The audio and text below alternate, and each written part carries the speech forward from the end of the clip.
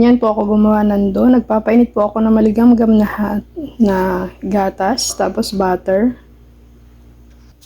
Ayan, gagamit po tayo ng 2 cups of flour. Ito po ay 1 cup na. Then, add tayo ng isa pa. Kasi 1 cup ng liquid, 2 cup ng flour.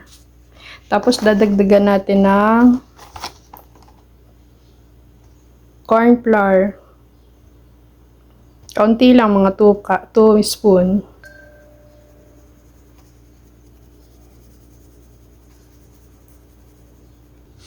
Then, natunaw na yung ating butter.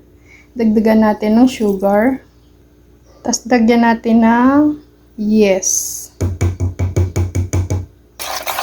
I-mix natin para umalsa yung yes. Ating ipapahinga lang siya ng mga 5 minutes bago natin ihalo sa harina. Ito yung cheese white.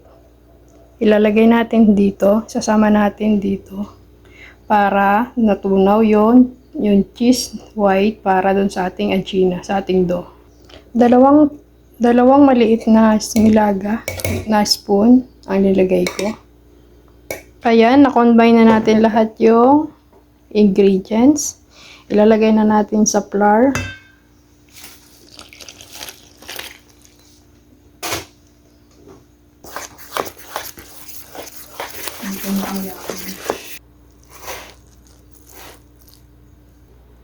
Ayan, ito na po yung dough natin ng jubnia. Yung ginagawa nating sweets.